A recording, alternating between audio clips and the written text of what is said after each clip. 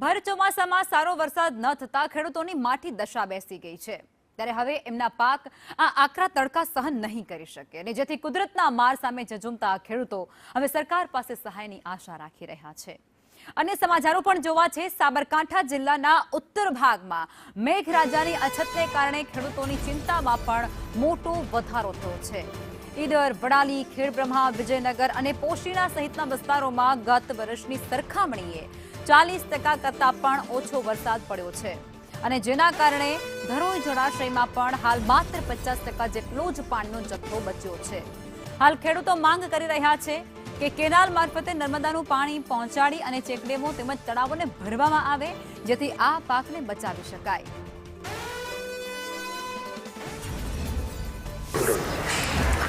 ઉત્તર ગુજરાતમાં વરસાદ ન આવવાને કારણે કપરી પરિસ્થિતિ ઊભી થઈ છે। તેમાં સાબરકાંઠાના ખેડૂતો પણ વરસાદની રાહ જોઈ રહ્યા છે।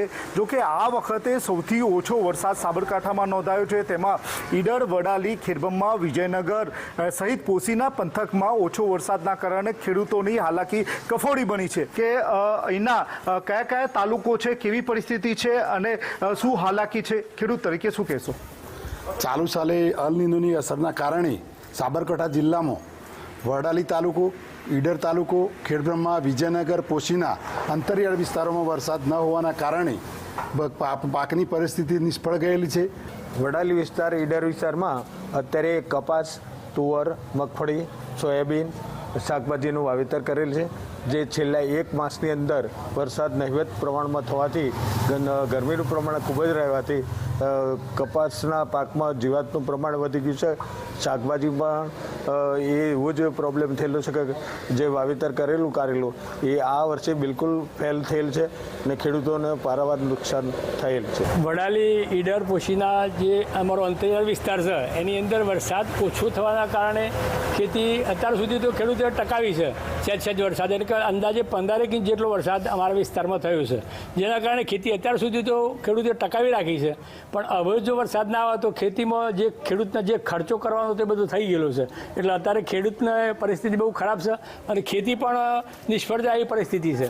અત્યારે કપાસ, મગફળી, અડદ છે, શાકભાજીના જે પાકો છે એમાં અત્યાર સુધીમાં સારું હતું, પણ હવે બહુ મુશ્કેલી પડાવી છે, કારણ કે જળાશયોમાં બિલકુલ પાણી નથી। અમારા ચેકડેમો ખાલી છે, નદીમાં પણ પાણી નથી અને અમારે જે વડાલીથી પૂર્વ વિસ્તારનો જે પટ્ટો છે એની અંદર તો સિંચાઈની પણ કોઈ પણ વ્યવસ્થા અત્યાર સુધીમાં છેલ્લી નથી।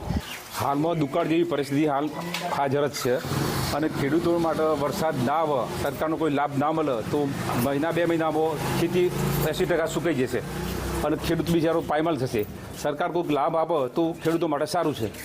જે પાણી આપવાની જે યોજના હતી તે માત્ર કાગળ ઉપર છે। જે યોજના અમલવારી થાય અને ડેમ, જળાશય અને ચેકડેમ નદીઓમાં જો પાણી ઠલવાય તો આવનાર દિવસોમાં આ સુખાકારી બને તેમ છે। જોકે હાલની પરિસ્થિતિ વરસાદ ન આવવાના કારણે હાલના સાબરકાંઠા ખેડૂતવાસીઓ પાક નિષ્ફળ જવાની સ્થિતિમાં કાગડોળે વરસાદની રાહ જોઈ રહ્યા છે। હિતેશ રાવલ, સંદેશ ન્યૂઝ।